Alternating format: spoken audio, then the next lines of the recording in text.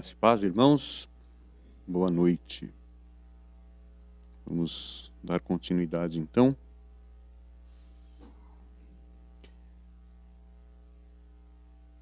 Vamos lá. Então, estamos estudando aqui o Catecismo. A primeira parte falou sobre a miséria humana. Nessa segunda parte, a gente está falando sobre libertação. A gente já viu quem é o libertador, quais são as características, né?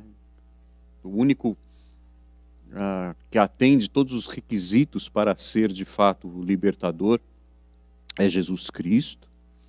A gente já viu bastante então sobre o libertador. E hoje nós vamos ver quem são os libertos, aqueles que foram libertos de fato então. A pergunta 20 é esta aqui. Então, todos os homens são salvos por Cristo, exatamente como eles se perderam por meio de Adão? É uma excelente pergunta, porque é uma passagem na Bíblia que fala, né, que assim como pela transgressão de um entrou o pecado no mundo e a morte, assim também, por meio de um, veio a salvação, não é isso que diz a palavra? Então, todos os homens são salvos por Cristo exatamente como eles se perderam por meio de Adão? E a resposta é não. São salvos somente aqueles que, pela fé verdadeira, são enxertados em Cristo e aceitam todas as suas bênçãos. Ok? A pergunta e a resposta. Eu vou falar a resposta mais uma vez. São salvos somente aqueles que, pela fé verdadeira, são enxertados em Cristo e aceitam todas as suas bênçãos. A gente ouve essa palavra aceitam na Igreja Reformada, dá até um arrepio assim, né?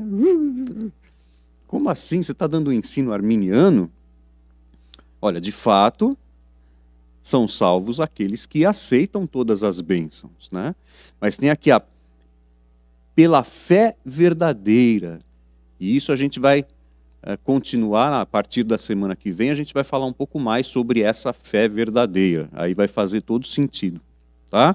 Por enquanto segura aí, porque eu também não quero dar spoiler, né? Semana que vem a gente vê sobre a fé verdadeira. Essa questão do catecismo traz aqui algumas referências bíblicas, como sempre. Então eu vou ler para vocês aqui. A primeira referência está em Mateus 7,14. Tem muita gente anotando. Vamos abrir aí então, Mateus 7,14. É uma das referências bíblicas para essa resposta. E diz assim: como é estreita a porta e apertado o caminho que leva à vida, são poucos os que a encontram. Então aqui está falando de porta, está falando de caminho, está falando de vida, e Cristo se encaixa em tudo isso aqui. Lá em João 10,9, Cristo diz assim: eu sou a porta. Se alguém entrar por mim, salvar-se-á, e entrará e sairá e achará pastagens. Então Jesus se declara como sendo a porta. Ele se declara também como sendo o caminho e a vida. Famosa passagem ali de João 14,6. Eu sou o caminho, a verdade e a vida, ninguém vem ao Pai a não ser por mim. Então, nesse versículo de Mateus, como é estreita a porta, apertado o caminho que leva à vida, e diz, são poucos os que a encontram. A gente tem que prestar atenção, ao mesmo tempo que é uma multidão que não se pode contar, ao mesmo tempo são poucos. É uma minoria.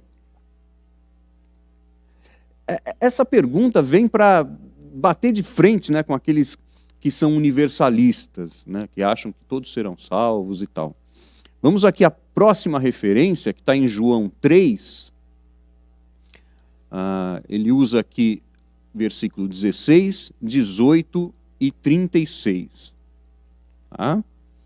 Então, João 3,16, a gente já falou sobre ele algumas vezes aqui, porque Deus amou o mundo de tal maneira que deu o seu Filho unigênito para que todos tenham a vida eterna. É isso que está escrito, não? Não. Para todo aquele que nele crê, em Cristo, não pereça, mas tenha a vida eterna. Versículo 18 diz: quem crê nele não é condenado, mas quem não crê já está condenado, porquanto não crê no nome do unigênito Filho de Deus. Perceba aqui uma coisa, uma curiosidade aqui, olha. Diz que quem não crê em Cristo será condenado? Não, já está. Quem não crê em Cristo já está condenado. Nós nascemos condenados, nós nascemos inimigos de Deus, não é? Deixamos a condenação quando passamos a crer em Cristo. Versículo 36, aquele que crê no Filho tem a vida eterna, mas aquele que não crê no Filho não verá a vida, mas a ira de Deus sobre ele permanece. A ira de Deus virá sobre aqueles que não creem em Cristo? Não, ela já está lá, né? A ira de Deus sobre ele permanece. Nós nascemos, né, condenados, nós nascemos com a ira de Deus sobre nós. Ok? A outra referência que a questão do catecismo nos traz está em Romanos 11, de 16 a 21. Eu coloquei aqui, essa passagem eu coloquei na NVI, tá? É uma passagem longa que diz o seguinte: se é santa a parte da massa que é oferecida como primeiros frutos, toda a massa também o é. Se a raiz é santa, os ramos também o serão. Se alguns ramos foram cortados e você, sendo oliveira brava, foi enxertado entre os outros e agora participa da seiva que vem da raiz da oliveira, não se glorie contra esses ramos. Se o fizer, saiba que não é você quem sustenta a raiz, mas a raiz a você. Então você dirá, os ramos foram cortados para que eu fosse enxertado. Está certo. Eles, porém, foram cortados devido à incredulidade, e você permanece pela fé. Não se orgulhe, mas tema, pois se Deus não poupou os ramos naturais, também não poupará você. Então nós temos aqui como a oliveira verdadeira, né? A oliveira que tem a seiva, a oliveira que dá frutos. Por outro lado, nós éramos aqui, ó, oliveira brava. O que é oliveira brava? É aquela que não dá fruto. Tem uma semelhança aí quando se faz a comparação entre o joio e o trigo, né? Porque o joio ele tem todas as características do trigo, mas ele não produz o grão efetivamente. Não é a mesma coisa aqui. É um paralelo, né?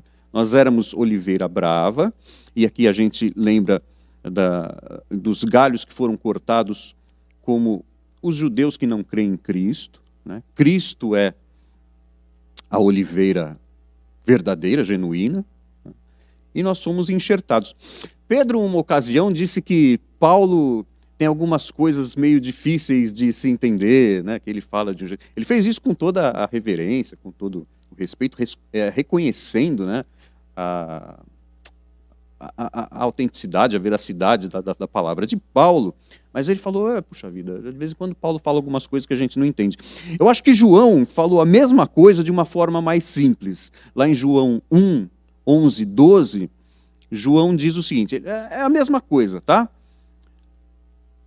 Falando de Jesus, veio para o que era seu, e os seus não o receberam. Mas a todos quantos o receberam, deu-lhes o poder de serem feitos filhos de Deus, aos que creem no seu nome. Então, essas são as referências para a nossa resposta de hoje, que diz que são salvos somente aqueles que, pela fé verdadeira, são enxertados em Cristo e aceitam todas as suas bênçãos. Então, a gente tem que prestar atenção em algumas coisas. Por exemplo, esse estudo do catecismo é muito importante porque ele nos traz respostas. Pedro diz que a gente tem que estar sempre preparado para dar testemunho a quem pergunte a nós a respeito da nossa fé. E muitas vezes essas pessoas que vêm até nós e fazem perguntas são pessoas sinceras que realmente querem aprender, né? Mas muitas vezes são pessoas que querem afrontar a nossa fé. Acho que muitos já passaram por essa experiência, né? A pessoa vem fazer pergunta para questionar aquilo que você acredita, para semear dúvida na sua fé. A gente encontra muito disso, porque os inimigos de Deus eles estão em várias categorias. Muitas vezes é uma pessoa que nunca se interessou, nunca ouviu falar e tal, mas muitas vezes não, muitas vezes tem os desviados, aqueles que conhecem a palavra, sabem de onde eles estão tirando lá aquela afronta, conhecem o texto. E no domingo o pastor Maurício falou inclusive sobre professores de seminários que são ateus. É terrível, né? Então esse ensino do catecismo, ele é muito bom para afirmar certas verdades na nossa mente, porque existem algumas objeções. Olha só, para entrar no assunto aqui da questão do catecismo de novo, né? Lá em 2 Coríntios 3:9, a gente encontra a seguinte declaração: ora, se o ministério que trouxe a condenação era glorioso, quanto mais ainda será o ministério que produz a justificação. Todos concordam com isso? Se o ministério que trouxe a condenação era glorioso, quanto mais ainda será o ministério que produz a justificação. Então alguém pode perguntar o seguinte, olha, pode trazer a seguinte questão: se todos pereceram pelo pecado de Adão e a graça excede o pecado, então todos deveriam ser salvos. O que você vai responder se alguém chegar? Como assim? Não é verdade? A graça não é maior do que o pecado?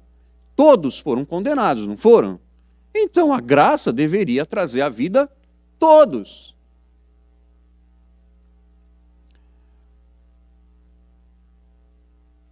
Eu tenho um amigo no Facebook. Amigo de Facebook é assim, né? Eu vou aceitando, tá? Você manda lá a solicitação, eu aceito, nem vejo quem que é. Estou aceitando. Eu não sei por que ele me achou, se foi de alguma igreja, se foi por causa da minha banda. Eu sei que essa semana tinha um negócio assim lá no Facebook do cara, assim, que diz que se o Deus do Antigo Testamento teria que ser internado numa clínica, porque ele é um psicopata, ele é racista, sabe, esses caras assim, que se revoltaram contra Deus. Ele se vê que provavelmente leu, né, o Pentateuco, né, o Antigo Testamento, e sai falando esse tipo de coisa, porque ele era um genocida, porque ele era racista, porque ele era homofóbico. Tem uma lista lá. Gente que conheceu a palavra e agora se revoltou contra Deus. Outra objeção, olha, Adão sujeitou tudo à condenação, mas Cristo salva apenas uma porção da raça humana. Portanto, há maior poder no pecado de Adão para condenar do que na obra de Cristo para salvar. Ou a obra de Cristo é insuficiente, ou Deus é injusto. Olha, eles vão ali a fundo, né? E se você não está bem preparado para esse tipo de questionamento, você acaba ficando quieto, você fala, vou pensar lá em casa, depois a gente conversa, assim, e acaba saindo desse jeito. Mas, por que todos não são salvos? Porque a obra de Cristo é menor? Porque ela é insuficiente para salvar a todo ser humano? Nada disso. Se hoje, nessa noite aqui, 7 bilhões de pessoas no mundo se arrependessem e crescem em Cristo, todos seriam salvos. Por que isso não acontece? Por causa do ser humano. O problema não está na obra de Cristo. O problema está no ser humano. Na natureza pecaminosa do ser humano que rejeita a Cristo. Em Adão, todos morreram. Em Cristo, todos serão salvos? Não. Por quê? Por causa do ser humano. Romanos 1, de 18 a 22, diz assim: portanto, a ira de Deus é revelada do céu contra toda a impiedade e injustiça dos homens que suprimem a verdade pela injustiça. Pois o que de Deus se pode conhecer é manifesto entre eles, porque Deus lhes manifestou. Pois desde a criação do mundo, os atributos invisíveis de Deus, seu eterno poder e sua natureza divina, têm sido vistos claramente, sendo compreendidos por meio das coisas criadas, de forma que tais homens são indesculpáveis, porque tendo conhecido a Deus, não o glorificaram como Deus, nem lhes renderam graças, mas os seus pensamentos tornaram-se fúteis e os seus corações insensatos se obscureceram, dizendo-se sábios, tornaram-se loucos. Então, todos os homens são salvos por Cristo, exatamente como eles se perderam por meio de Adão? Não. São salvos somente aqueles que, pela fé verdadeira, são enxertados em Cristo e aceitam todas as suas bênçãos. Esses são os libertos, aqueles que são libertos por Cristo, o libertador. Aqueles que, pela fé verdadeira, são enxertados em Cristo e aceitam todas as suas bênçãos. Amém?